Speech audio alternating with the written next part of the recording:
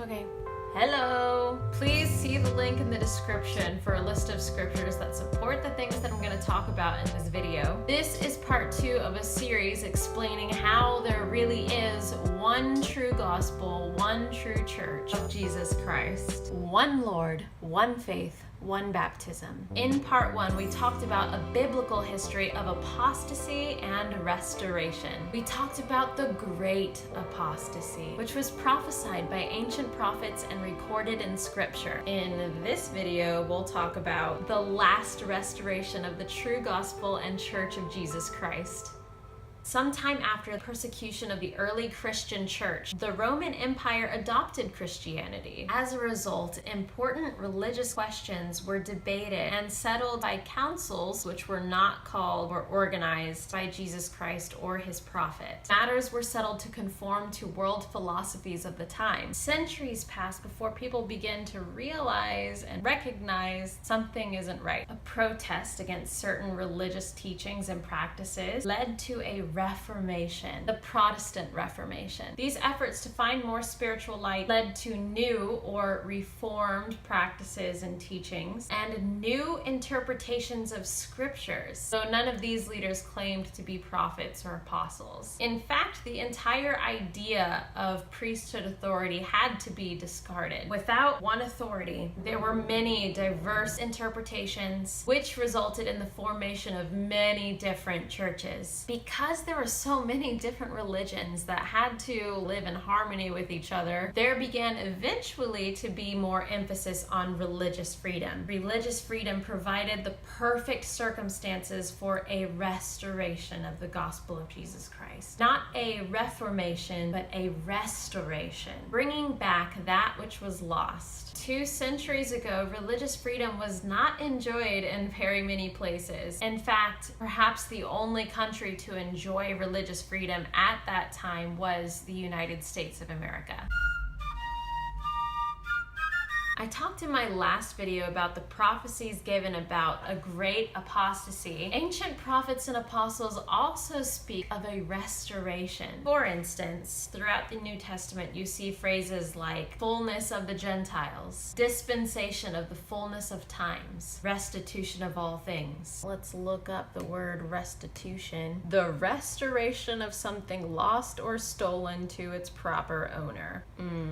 These phrases come up when talking about the second coming of the Lord Jesus Christ, the last days, latter days. That these scriptures refer to a restoration of the gospel of Jesus Christ is not just one man's interpretation of scripture. Jesus Christ is at the head of this church through a prophet. Today that man is Russell M. Nelson. He is a prophet of God. The prophet through which Christ restored his gospel and began a new dispensation, the dispensation of the fullness of times, is Joseph Smith. There are probably a lot of strange, perhaps disturbing, maybe even comical things that come to mind when you hear the name Joseph Smith. This is because of the great fun had by popular media, and also because many Christians have actually taken classes from someone who is paid to tell you how terrible the Mormons are, and they're Joseph Smith. With this, we actually find fulfillment in the words that an angel spoke to Joseph Smith, that both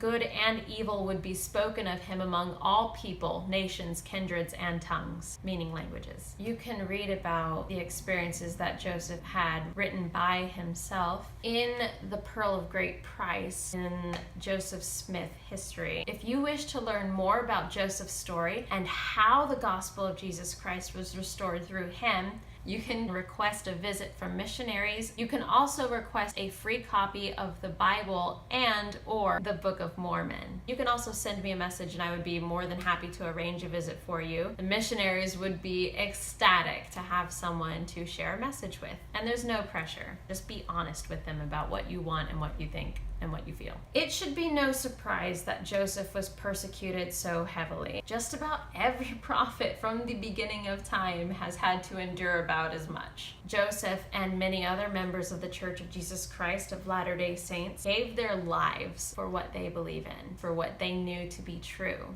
Would anybody have been able to guess that the Church of Jesus Christ of Latter-day Saints, which started with 6 members to several thousand members who endured being driven from state to state, facing extermination orders, eventually being forced to leave civilization? Who would have thought that this little persecuted group of members would go from all of that to being this worldwide religion of 16 million plus members all over the world? Daniel talked about this. And in the days of these kings shall the God of heaven set up a kingdom which shall never be destroyed.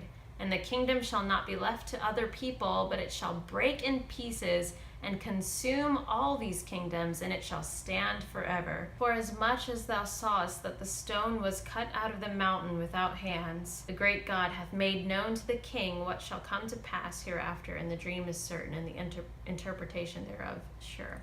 The kingdom spoken of here, the kingdom of God, is Zion, or the Church of Jesus Christ of Latter-day Saints. The Savior himself adds this to Daniel's words: the keys of the kingdom of God are committed unto man on the earth, and from thence shall the gospel roll forth unto the ends of the earth, as the stone which is cut out of the mountain without hands shall roll forth, until it has filled the whole earth.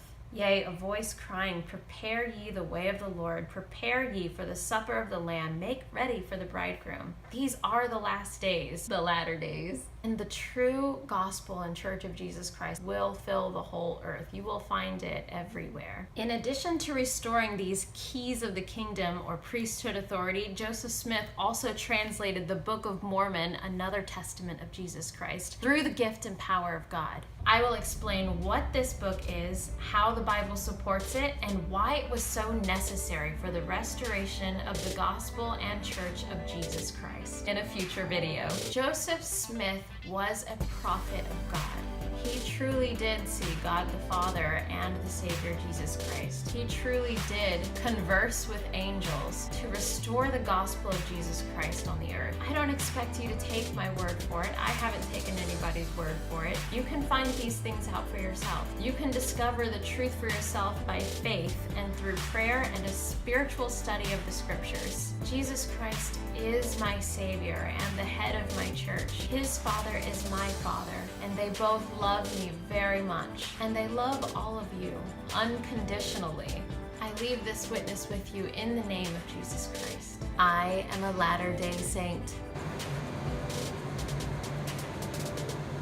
Latter days.